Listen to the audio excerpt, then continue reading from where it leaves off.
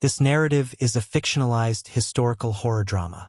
It draws inspiration from real 19th century settings, medical practices, and folklore, but the characters, events, and conditions described here are entirely imagined for storytelling purposes.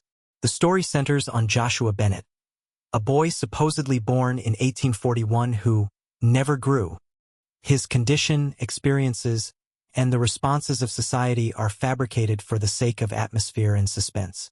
This work should not be read as a factual medical case study, nor as a representation of real people.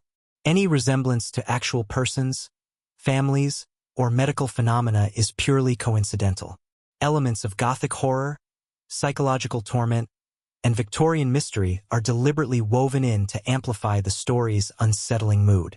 This tale is meant to entertain, unsettle, and provoke thought about humanity's fear of the unknown, the cruelty of superstition, and the boundaries of science in the age before modern medicine. The year was 1841, in a damp, wind-beaten village tucked between the Yorkshire moors and endless fields of stone-walled farmland. The people of the parish lived close to the land, their lives ruled by the rhythm of the seasons, the tolling of the church bell, and the whispered fears that came alive after sundown. In this place, where superstition still weighed heavier than science, the strange birth of Joshua Bennett would mark the beginning of a story that no one could fully explain, not even in the centuries that followed. The night of birth, it was a storm-laden evening in November, the kind of night when the sky seemed to press down upon the cottages, and the rain fell like a curtain that never lifted. Inside a cramped stone cottage on the edge of the village, Margaret Bennett labored to bring forth her first child. Her husband, Thomas Bennett, a farmhand with weather-cracked skin and a stoic manner, paced the packed earth floor, muttering prayers to both God and saints he barely believed in. The midwife, Agnes Hollingsworth, an old woman known as much for her harsh tongue as her herbal remedies, bent over Margaret with steady hands. She had delivered half the children in the parish, and she had seen her share of difficult births. But something about this night gnawed at her bones. She would later swear that as the wind shrieked against the shutters, she felt a presence, an omen, that this birth would not be like the others. When the child emerged, a hollow cry pierced the storm. Joshua Bennett entered the world small, fragile, and pale, his skin nearly translucent beneath the flicker of the tallow candle. His limbs were thinner than expected, his cries weaker, yet his eyes, dark and glassy, opened wide, staring with unnatural focus. Agnes frowned, wiping the infant with rough linen. "He's smaller than he ought to be," she muttered. "But strong lungs will do, even in a frail body." Margaret reached out with trembling hands. Is he whole?" "He's whole enough," Agnes answered, though her tone carried doubt. She wrapped him tightly and laid him upon Margaret's chest. That night, as the wind screamed and the hearth fire guttered low, the Bennett family began their life with Joshua, the boy who would never grow. The first months, in the first weeks, nothing seemed terribly unusual. Infants were fragile. Many did not survive their first winter. Joshua's smallness could be explained away. He fed, he cried, he slept, and he clung to his mother's finger with a grip surprisingly firm for his size. But as months passed, Margaret noticed that other mothers' children grew plump, their cheeks round with milk, while Joshua remained slight, his limbs thin as twigs. His face seemed caught in a delicate stillness, neither withering nor thriving. At 6 months, when the other babies in the parish began to sit upright and babble, Joshua remained no larger than the night of his birth. His body refused the natural rhythm of growth. Rumors among neighbors in a village where every peculiarity fed the hunger for gossip, the Bennetts quickly became the subject of whispers. "Have you seen the child? He's the size of a rabbit still," muttered Ellen Carver, the baker's wife. "They say he never grows. Mark my words. It's not natural," replied another. "Perhaps a changeling," someone added in hushed tones, invoking the old belief that fairies sometimes stole human infants, leaving behind their own stunted offspring. By the time Joshua was 1 year old, still no larger than a newborn, the superstitions had hardened. Some claimed Margaret had angered God. Others believed the Bennetts had been cursed by a witch. The most venomous rumor was that Joshua was not truly a child at all, but a spirit disguised in human flesh. Margaret bore these whispers in silence, clutching her son protectively to her chest whenever she ventured to church or market. But Thomas felt the weight of suspicion pressing hard. He worked longer hours in the fields, as though labor could drown out the scorn he heard in the villagers' voices. The parish priest's visit one evening, Father Edmund Hale, the parish priest, visited the Bennett's cottage. A solemn man with a face carved deep by years of sermons. He sat before their hearth, the firelight casting shadows across his cassock. "Thomas, Margaret," he began, "the villagers are restless. They say your child is different." Margaret held Joshua tighter, rocking him gently. "He is different, Father, but he is ours." The priest studied the infant, whose dark eyes stared back unblinking. "He does not grow," he murmured, "and yet he lives." He crossed himself. "I do not doubt God's will in this, but the people are fearful." "Let them talk," Thomas said sharply. "He is no devil's spawn. He is my son." The priest nodded, though unease flickered across his expression. "I will bless him, but you must keep him from the mouths of rumor. Hide what you can, for your sakes and his." Joshua's awareness, though Joshua's body never changed, his mind developed in secret ways. By the time he should have been toddling across the floor, he instead stared intently at the flicker of candle flames, following every movement as though studying some hidden truth. His gaze unsettled even Margaret at times. It seemed too knowing, too focused, for a child who remained trapped in an infant's body. At 2 years old, when most children spoke simple words, Joshua made sounds that mimicked speech but never fully formed. His lips moved, his eyes fixed on his parents with what they swore was understanding, but no clear words escaped. It was as if his mind strained against the prison of his body, a spirit tethered in flesh too fragile to obey. The village's judgment by the end of his 3rd year, Joshua still weighed no more than an infant. The villagers' patience waned. Some crossed themselves when Margaret carried him through the lane. Others spat upon the ground. Children were forbidden to play near the Bennett's cottage, lest Joshua's curse touch them.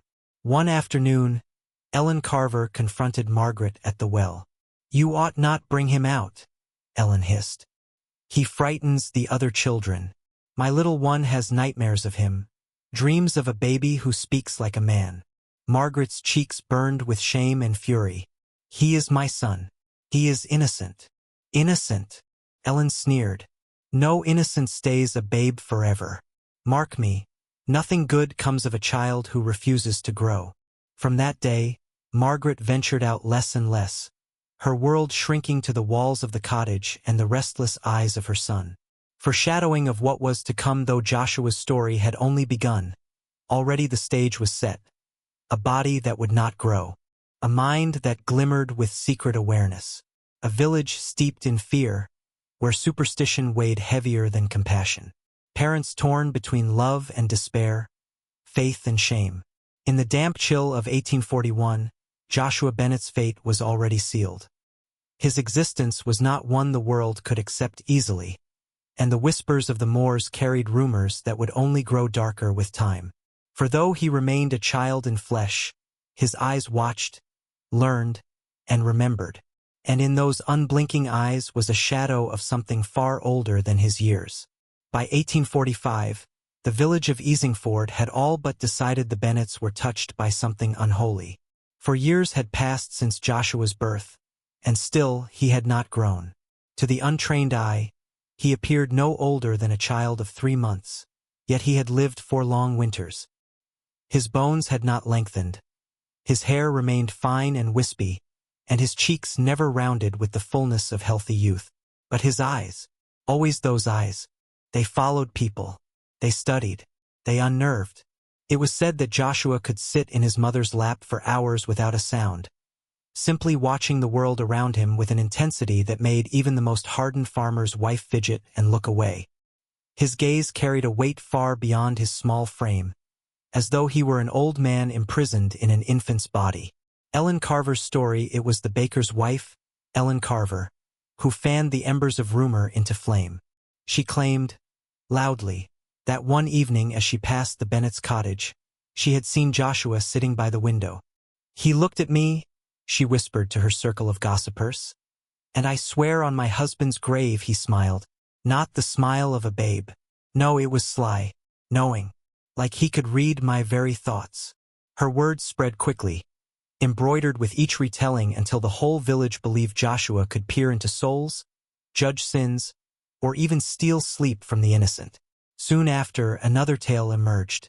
A shepherd swore he had seen Margaret carrying Joshua through the churchyard at dusk, the boy wide awake and staring at the gravestones. The shepherd claimed that when he drew closer, he heard a sound, like laughter from the child. Laughter among the dead. Such tales could not be silenced once loosed into the night air. They spread faster than the autumn fog that rolled across the moors. Life inside the cottage within the Bennetts' small home. The reality was quieter, though no less heavy. Margaret devoted herself to her son, bathing him, rocking him, and whispering lullabies as though he were still a babe in swaddling. Yet each passing year brought her greater sorrow.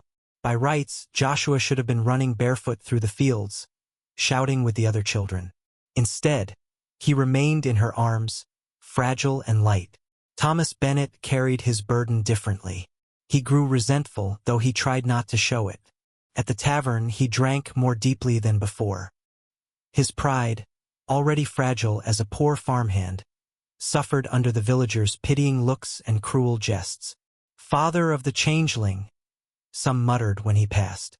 One evening, when Margaret pressed him about his drinking, Thomas erupted. "He's not a real child," he shouted. "He's a curse. Look at him. 4 years gone and still an infant.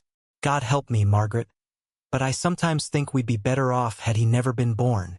The words cut her deeper than any blade. She gathered Joshua in her arms and turned from her husband, rocking the boy as silent tears fell onto his tiny head. Joshua did not cry. He only stared at his father, eyes glinting in the dim firelight, as though he had heard and understood every word. Church in doubt by now, the Bennetts had stopped bringing Joshua regularly to Massachusetts. Father Edmund Hale had offered his blessings, but even he could not silence the muttering parishioners. During one Sunday sermon, a voice had called out, "Why should a devil's child be brought before God?" The silence that followed was heavy, suffocating. Margaret had clutched Joshua tightly, her knuckles white, while Thomas nearly rose to strike the man who spoke. Father Hale thundered about charity and judgment, but the damage was done. From then on, Margaret prayed at home, kneeling before the small wooden cross above their hearth, whispering psalms over Joshua as he stared up at her with eyes too steady, too knowing. A growing fear. It was around this time that Margaret began to notice something strange. Though Joshua's body had not changed, his attention and reactions had. He seemed to understand more than any infant should. When she sang, he hummed softly in rhythm. When she prayed aloud, his eyes closed briefly, as though in mimicry of devotion. Once, when Thomas slammed his fist upon the table in anger, Joshua flinched, not with the startled cry of a babe, but with the deliberate, wary reaction of someone who had long since learned to fear such violence. Margaret realized with dawning horror that her child, her forever infant, was not frozen entirely. His mind was growing, trapped inside the body that refused to follow. And if his mind grew, what might it become in another 10 years? 20? 50? The Whisper Network. The villagers' stories grew darker with time. "He can hear your thoughts," said the miller's wife. "He curses those who mock him," warned a shepherd's daughter. "His eyes glowed red in the moonlight," claimed a boy who swore he had seen Joshua through the window at night. Each tale, though false, made the Bennetts' isolation complete. They were no longer merely pitied. They were feared. Mothers gathered their children close when Margaret appeared in the lane. Men crossed themselves when they passed Thomas in the fields. Their cottage, once a humble part of the village's fabric, became a place people avoided after dark. The first incident, the turning point, came in 1847, when a terrible illness swept through Easingford. Several children grew fevered, their skin mottled, their breathing shallow. In the midst of the panic, a grieving mother screamed aloud that Joshua had cursed them. "Why should my boy sicken while that unnatural thing lives on?" she wailed. The accusation took root quickly. Though no evidence tied Joshua to the illness, the villagers whispered that his presence drew death, that he thrived while others suffered. Thomas returned home one evening with a bloodied lip, having fought off 2 men in the tavern who had spat in his face, calling him father to a demon. Margaret lived in constant fear that someone might break into their cottage and try to rid the village of the boy. She began to bar the door at night, keeping Joshua close, listening to the howling wind and wondering if each footstep outside meant doom. Joshua's silent watch through it all. Joshua remained eerily calm. He rarely cried, rarely fussed. Instead, he observed. He would sit by the window for hours, his dark eyes following the movements of villagers in the distance. Once, Margaret swore she saw him lift a hand toward the glass as a group of children ran laughing down the lane. His tiny fingers pressed against the pane, his eyes full of something that broke her heart, longing. But when one of the children happened to glance up and meet his gaze, the boy screamed and fled, convinced he had seen a ghost. Joshua's hand dropped. His eyes, however, lingered. The weight of years. By the time Joshua was 6 years old, the Bennetts lived as near recluses. He still weighed less than a stone, still wore the same swaddling clothes Margaret had sewn years before. His hair never thickened, his teeth never erupted, his skin never lost the translucence of infancy. And yet, his awareness sharpened, his eyes gleamed brighter, and his presence grew heavier. He was a child, yes, but not a child the world could ever accept. To the villagers, he was a curse embodied. To his mother, he was an innocent soul imprisoned. To his father, he was a burden that might one day destroy them all. And to himself, Joshua was beginning to understand that he was different. Different in ways no prayer, no science, and no hope could ever change. By the early 1850s, Joshua Bennett had lived a full decade, yet his body remained that of an infant barely 3 months old. His weight had scarcely increased. His limbs were frail, his skin pale as parchment. To the villagers of Easingford, the boy was no longer merely an oddity. He was an aberration. But beyond the moors, in the cities where medicine was straining to define itself against the weight of superstition, whispers of Joshua's existence reached the ears of physicians. In those years, Britain was a land caught between shadows of folklore and the dawning age of science. The Industrial Revolution had filled the air with smoke and the streets with machines, but medicine still groped in semi-darkness.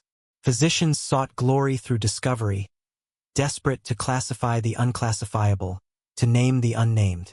And Joshua Bennett, the boy who never grew, was exactly the kind of living mystery they longed to dissect with observation, ink, and needle. The first physician, the first doctor to arrive was Dr. Charles Whitby, a stout man with spectacles perched precariously on the bridge of his nose and a reputation for cataloging rare deformities. He had traveled from Leeds after hearing a rumor from a parish curate about a child who had lived 10 years in perpetual infancy. The Bennetts were hesitant. Thomas especially bristled at the idea of strangers poking and prodding their son. But Margaret, exhausted by years of fear and hoping against hope for an explanation, consented. Joshua was placed upon a wooden table in their dimly lit cottage as Dr. Whitby examined him by candlelight. The doctor pinched Joshua's limbs gently, felt his ribs, measured his skull with cold calipers, and tapped his knees with a small mallet. Throughout it all, Joshua neither cried nor squirmed. He simply stared at the physician with unblinking eyes. Whitby frowned, scribbling notes into a leather-bound journal. "His body is peculiar," he muttered. "The bones are sound but do not lengthen. The organs, by touch, seem normal though small. Yet there is no wasting, no withering. His vitality persists." "Can you cure him?" Margaret asked, voice trembling. Whitby paused, his quill scratching the last word. "Madam, this is no sickness I know. He is anomalous." The spreading rumor. Dr. Whitby returned to Leeds, where he published a small article in a medical pamphlet describing a perpetual infant from Yorkshire. The pamphlet circulated quietly among physicians, sparking both skepticism and intrigue. Some dismissed it as exaggeration, others demanded proof. Within months, more doctors traveled to Easingford, young men with ambition, older men with curiosity, and a few with something darker, the hunger for fame. The Bennett's cottage became a place of intrusion. Physicians arrived in black coats, carrying leather bags filled with instruments, bringing promises of knowledge and healing. But what they left behind were bruises, exhaustion, and Margaret's growing sense that Joshua was less her son and more a specimen. The London invitation in 1853, the family received a letter sealed in crimson wax. It bore the crest of the Royal College of Physicians in London. We request the presence of Master Joshua Bennett and his guardians, that we might study this most unusual case with the resources of our esteemed institution. Your cooperation shall be rewarded and your names honored in the annals of medicine. Thomas wanted to refuse outright. They'll parade him like a beast in a fairground, he spat. But Margaret's resolve faltered. Could London's great men of learning offer an answer? Could they name her son's condition, explain why he was trapped in unchanging flesh? Torn between fear and hope, she finally agreed. The journey to London, the Bennets had never left Yorkshire. Their journey south was long and arduous, the rattling carriage carrying them from misty moors to the smog-choked streets of the capital. Joshua sat in Margaret's arms the entire way, silent, watchful, absorbing every clatter of wheel and cry of vendor. When they arrived, London overwhelmed them. The streets teemed with people, horses, and machines. Soot coated the buildings, and the air smelled of coal and iron. Margaret clutched Joshua tighter, fearful he might vanish into the throng. At the Royal College, they were ushered into a grand hall where physicians in fine suits gathered like vultures. Joshua was placed before them, a frail figure upon a velvet cushion. Murmurs filled the air. 10 years old. Impossible. Marvelous. And so began his life as a living exhibit of science. The examinations day after day, doctors examined Joshua under gaslight. They measured, pricked, and weighed him. They compared him to infants of 3 months, noting how his heart beat stronger, his reflexes sharper. One physician, Dr. Alastair Green, declared, "He is no infant. His gaze alone reveals cognition. This boy is trapped in perpetual infancy, yet his mind may grow beyond the flesh. A paradox of nature." Another countered, "Nonsense. He is a mere oddity of bone and gland. Nothing more." Meanwhile, Joshua endured in silence. His eyes followed each man as though memorizing them, studying not only their instruments but their intentions. Margaret often whispered to him at night, stroking his hair. "Forgive me, my son," she murmured. "I thought they might help you, but they see you only as a thing." Science versus superstition news of Joshua spread quickly. Londoners whispered about the perpetual boy. Some said he was proof of God's mysteries, others that he was a mockery of creation. Pamphlets circulated with sketches of his likeness, though Margaret wept to see his tiny form etched for strangers' amusement. Back in Easingford, the villagers took his fame as further proof of devilry. "No natural child would draw such attention," they muttered. "He brings shame to us all." Joshua now existed between two worlds. In the village, he was a curse. In the city, he was a curiosity. In neither was he simply a boy, the silent resistance, and yet, through it all, Joshua resisted in his own way. Though he could not speak, he communicated with his eyes, his silence, and his refusal to cry. Some doctors found themselves unsettled, unnerved by the way he stared as they worked, as though he judged them. One assistant whispered to Dr. Green, "When I look into his eyes, sir, I feel as though he looks back into me, not as a child, but as a man." Green dismissed the remark with a scoff, but in private he confessed similar unease in his journal. Foreshadowing of what was to come by the close of the 1850s, Joshua had become a paradox that science could not resolve. His existence unsettled medicine, faith, and folklore alike. For Margaret, the trip to London left her soul fractured. She had hoped for answers but found only exploitation. For Thomas, it confirmed his darkest fear. that their son would never be free of scrutiny, never be allowed to live as a child. And for Joshua, though silent, he carried within him the memory of every hand that touched him, every eye that judged him, every whisper that condemned him. His mind, still maturing, still sharp, absorbed it all. And in his unchanging body, something darker began to stir. The awareness that he was not merely different, but alone in ways no human could fathom. The year was 1858, and the village of Ashcombe had already begun to shift beneath the weight of its own fears. For 17 years, the people had quietly tolerated the strange boy who never grew, Joshua Bennett. They had exchanged glances, whispered in kitchens, and cast subtle blessings when his family passed by in the streets. But now, as the lad remained unchanged, still small, still childlike in form, still staring with those unnerving eyes, the patience of the village began to erode. It began with rumors. Women at the well muttered that Joshua was a changeling, a creature swapped at birth by woodland spirits. Men at the tavern swore they had seen him out at night when he should have been asleep, moving like a shadow across the fields though his feet never seemed to touch the soil. Even the children whispered, cruelly repeating the warnings their parents let slip, "Stay away from the Bennett boy, lest he stares too long and steals your youth." The church bells tolled with solemn frequency, as if the vicar himself feared the encroaching presence of sin. Father Whitcomb, once sympathetic, now found himself under pressure. Parishioners demanded sermons about corruption, about unnaturalness, about the devil's mark upon families who harbor what should not be.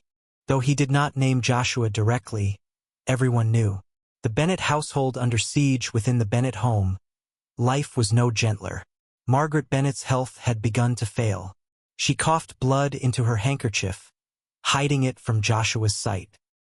His father, Samuel, grew more withdrawn, fearing that their continued sheltering of the boy marked them as accomplices in some unknown sin. Joshua, however, was not blind to the shifting world around him. Though his body was frozen in childhood, his mind expanded like wildfire. He heard the whispers. He watched the fearful eyes. He knew the village hated what they could not understand. And he began to ask questions. "Mother," he whispered one evening, his small hands clutching her work-worn fingers, "why do they call me demon?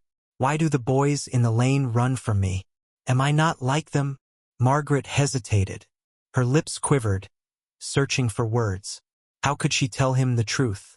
That no, he was not like them, that he had been born into a body that defied nature's rule, that he frightened even the doctors, that he was her son but perhaps something more, or something less. "You are mine," she whispered at last, voice breaking. "That is all you need to know." But Joshua, unsatisfied, began to listen more closely, not to his mother, but to the village itself. Nighttime wanderings as 1859 dawned, the boy developed a peculiar habit. He wandered at night, barefoot, silent, drifting through lanes and fields with the eerie stillness of a phantom. Those who saw him said he never shivered in the frost, never blinked when the wind howled, never seemed entirely present. "He watches," said Mrs. Coleridge, clutching her shawl one market morning. "The boy stands at the edge of my field and simply stares, as if measuring the hours left in my bones." "They say animals avoid him," muttered a farmer. "The hounds whimper. The cows will not graze where his feet have pressed the earth. Tell me that is not witchcraft." The whispers became accusations. The accusations became demands. "Send him away," the villagers urged. "Or else."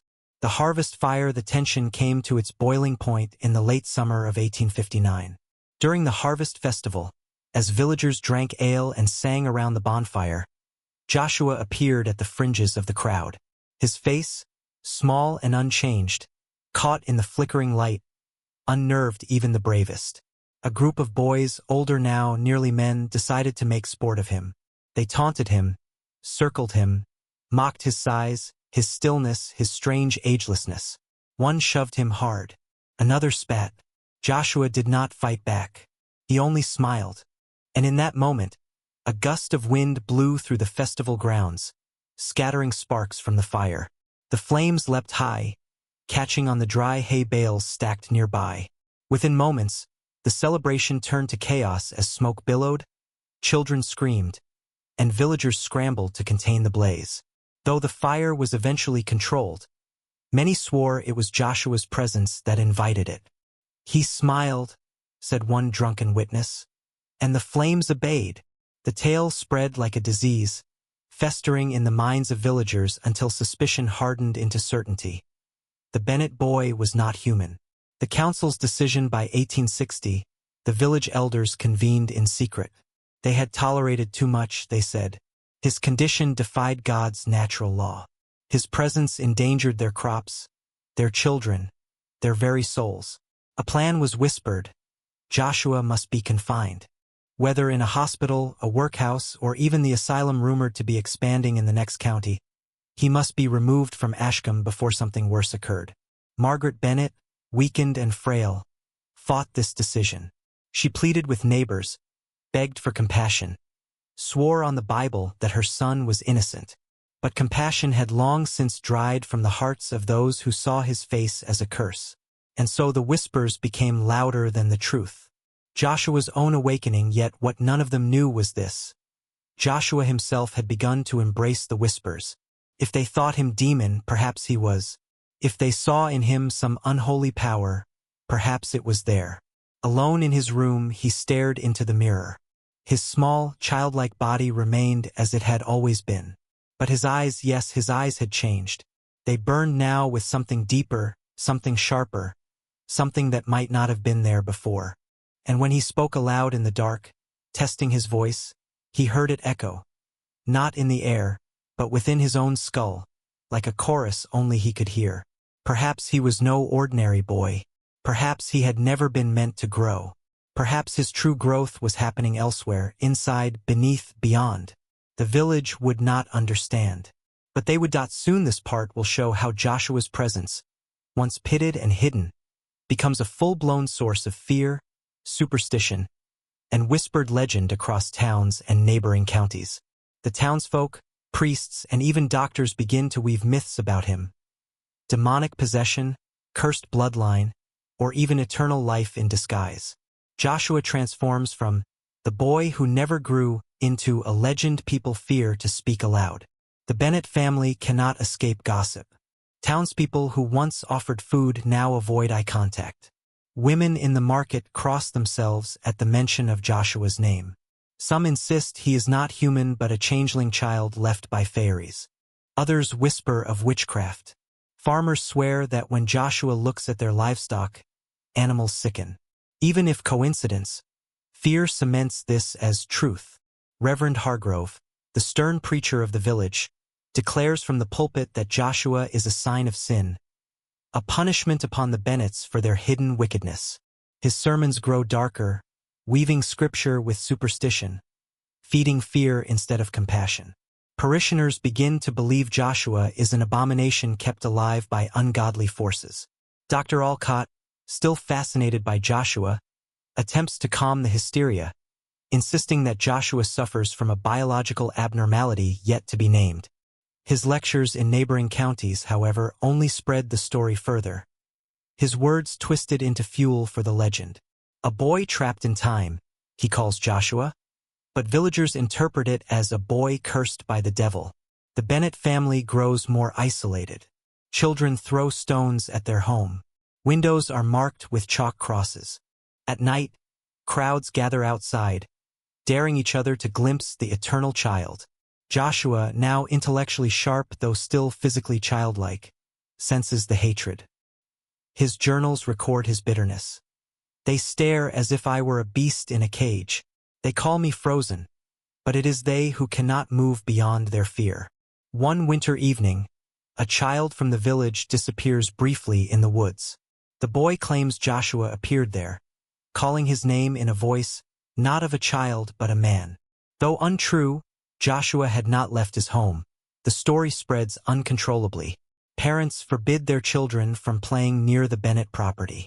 A traveling carnival arrives. One storyteller includes the boy who never grew in his act, mocking Joshua as a freak. Villagers laugh uneasily. yet some glance nervously toward the Bennett house. The cruel performance cements Joshua's fate, not just a local curiosity but a regional myth. Joshua begins to resent not just the villagers but also his parents for keeping him alive in misery. He asks his father, "Would you rather I had died as an infant than be cursed as I am now?" His father cannot answer. Silence becomes a wound deeper than words.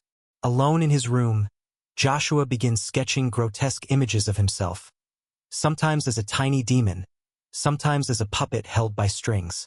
Over time, Joshua ceases to be Joshua Bennett in the town's memory. He becomes the boy who never grew, an ominous tale whispered to scare children into obedience. Parents murmur, "If you misbehave, Joshua will come for you in the night." The line between flesh and blood boy and haunting myth blurs forever. When word of Joshua Bennett's unusual condition spread beyond his family's homestead, the community around him found itself torn between awe, fear, compassion, and suspicion. In 19th century America, especially in rural settings, unexplained phenomena often bled into superstition, folklore, and moral judgment. Joshua's existence became not just a medical anomaly but also a social and spiritual question for his neighbors. This section explores how the town interpreted his condition, how rumors shaped his identity, and how folklore began to mold Joshua into something more than a boy, into a figure of legend. Whispers in the village. It began quietly, with hushed tones at the market stalls and muttered comments outside the church. People who had seen Joshua, small, delicate, and seemingly unchanged year after year, spoke in riddles about him. Some said he was frozen by God's will, a child preserved as a sign or warning. Others claimed he was a changeling, swapped by spirits in the cradle and cursed never to grow. Mothers pulled their children close when the Bennetts passed through the village, fearing contamination or a curse carried on the air. Rumors traveled faster than fact, and in time, Joshua's name carried with it more weight as a story than as a person. Religion's stranglehold at church, the pastor struggled with the congregation's questions. Was Joshua a miracle, a punishment, a test of faith? Some parishioners believed his soul was trapped in childhood because of ancestral sin, while others saw him as proof of divine mystery, meant to humble those who thought they understood God's creation. On more than one occasion, sermons bent toward veiled references to Joshua, urging the community to see him not as a freak but as a sign. Yet the undertones of suspicion persisted. People feared what they could not name, and science had offered them no language of comfort. Children's fears and fascinations. The children of the village both feared and adored Joshua. To them, he was a living ghost of childhood, someone who never advanced to their stage of adolescence. When they grew taller, stronger, and began working in the fields or apprenticeships, Joshua remained a fragile boy with large eyes and delicate hands. Some children whispered that playing with him too long would stop their own growth. Others wanted to stay near him, believing his eternal youth meant he carried secrets of play and wonder that the grown world could never touch. Folklore takes root over time. Stories sprouted like weeds. Joshua was said to walk under the moon without leaving footprints. Others whispered he had been born under a cursed star. Old wives told tales that his tears could heal sickness, and that if one touched his hair, they would live forever in youth. Each tale twisted the truth further, moving Joshua's existence from medical mystery into the realm of folklore. He became less Joshua Bennett, the child of Martha and Elias, and more a figure of local mythology, the boy who never grew. Fear turns to accusation. The darker side of folklore emerged when sickness struck the town. Each fever, each failed crop, seemed to find its scapegoat in the Bennett's peculiar son. Whispers hardened into accusations. Was Joshua the reason children fell ill? Had his stunted body cursed the harvest? Though no evidence supported such claims, fear made neighbors cruel. A few parents forbade their children from speaking to him, while others suggested to the pastor that perhaps the boy needed a ritual of cleansing or worse. The family, once well-respected, found themselves increasingly isolated. Elias grew bitter, Martha more protective, and Joshua, though sheltered, sensed the hostility that followed him like a shadow. Acts of kindness. Not everyone surrendered to fear. Some neighbors, moved by compassion, defended the Bennetts. A midwife spoke tenderly of Joshua as God's little lantern, meant to shine light on humanity's ignorance rather than curse it. A traveling teacher insisted that Joshua's mind, though housed in a small body, should be nurtured as any other child's. These small acts of kindness kept the family afloat, but they could not entirely silence the louder voices of suspicion. Joshua's own awareness by this stage of his life, Joshua himself began to understand the strange position he occupied in the world. He saw the way people looked at him, the way mothers pulled their children away, the way others gazed at him with a mixture of pity and curiosity. He heard the whispers through thin walls, stories that transformed him into something both magical and monstrous. Though he was still a boy in stature, his mind carried the burden of knowing he was a story before he was a person. The birth of a legend. Every community, in every generation, creates its legends, and Joshua was destined to be one.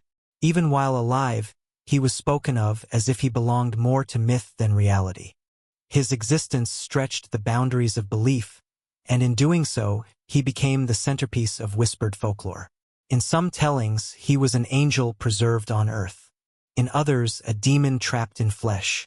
What remained consistent was this: Joshua Bennett, the boy who never grew, was no longer merely a child.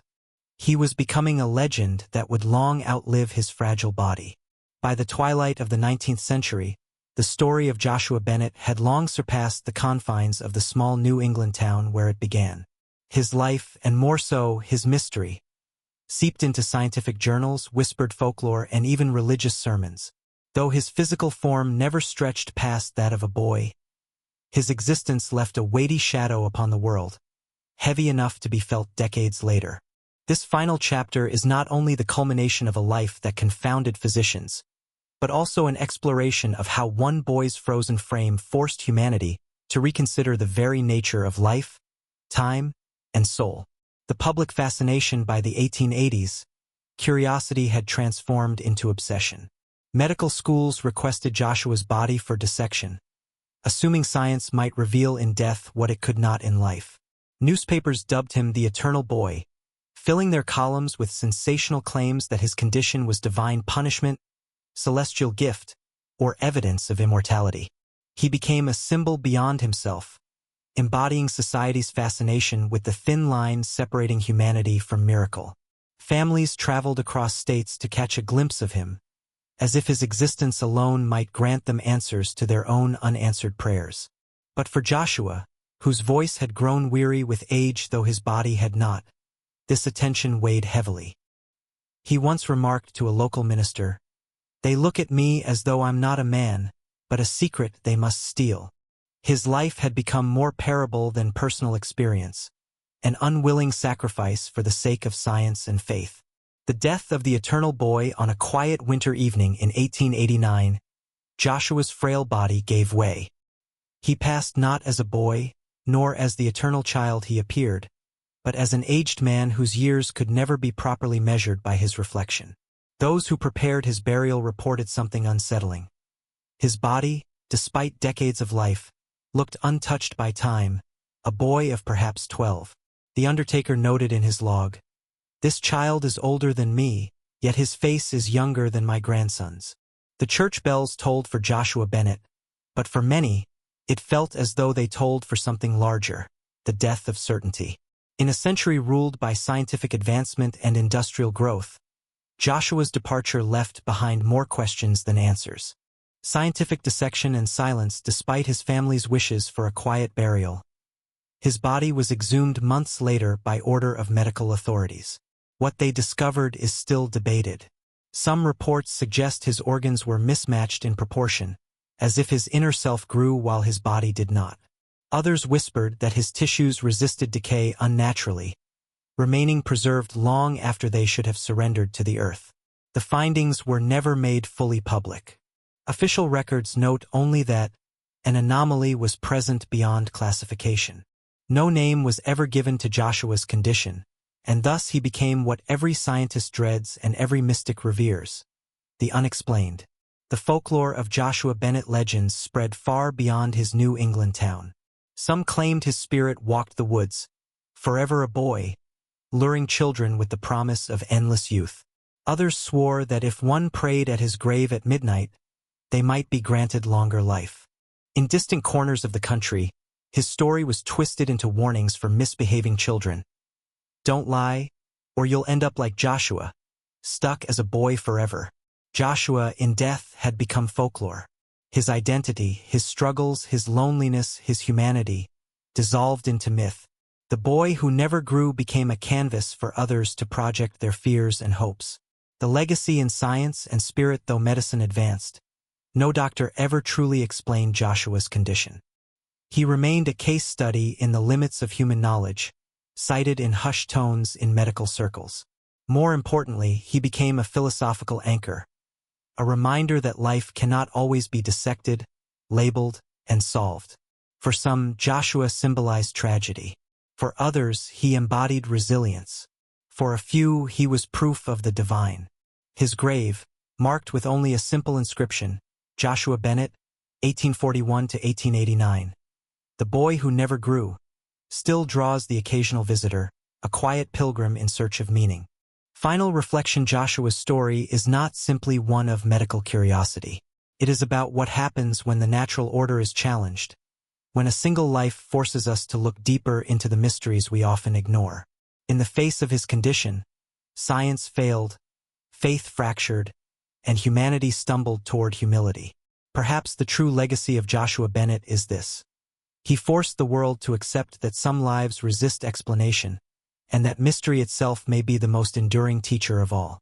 And so, the boy who never grew left behind a world that could not name his condition, but could never forget his existence.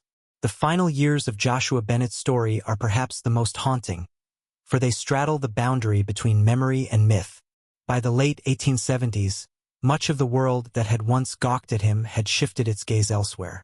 The U.S. was rapidly industrializing. Railroads crisscrossed the landscape, and electricity whispered promises of a new age. Yet in a small New England town, the boy who never grew, by then chronologically a man nearing 40, remained an enigma that science, medicine, and even theology had failed to name. Joshua's body had long since plateaued, neither shrinking nor expanding, neither maturing nor deteriorating in the ways familiar to human biology. His bones, joints, and muscles seemed preserved in a state of suspended adolescence. His hair did not gray. His skin bore no wrinkles. Local physicians, driven more by curiosity than compassion, continued to pry for answers through sketches, pulse examinations, and intrusive measurements. Each attempt ended the same way, inconclusive. The church, meanwhile, spoke of Joshua as both a sign and a curse. Some declared him the eternal child, chosen by God. Others whispered of darker powers, a human soul caught between worlds.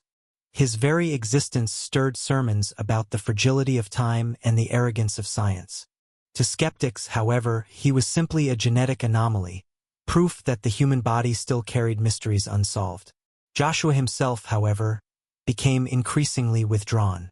The vibrant boy who once ran across meadows with an endless curiosity had, over decades, grown wary of stares, whispers, and unwanted attention.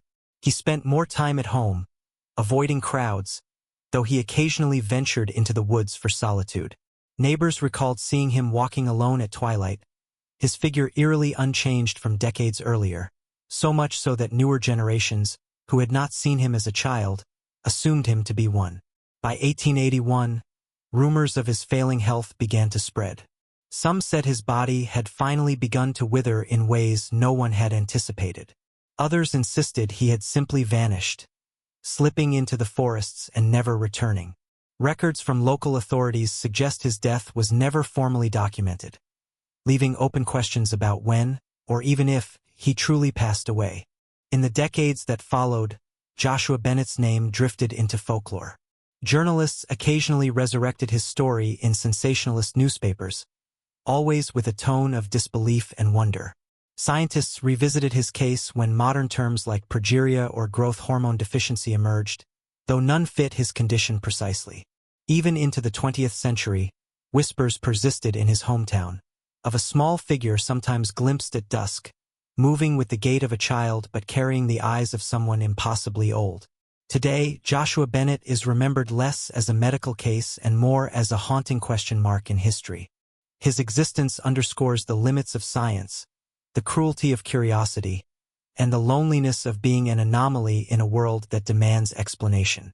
Was he a miracle, a mutation, a soul trapped in perpetual youth? We may never know. What remains is the echo of his life. A boy born in 1841, who never grew, who confounded doctors, terrified villagers, and blurred the line between man and child until even death could not fully claim him from memory. Joshua Bennett lives on in whispers, in ghost stories, in archived sketches tucked away in forgotten drawers, and perhaps, in some quiet corner of the New England woods, his shadow still lingers. E5.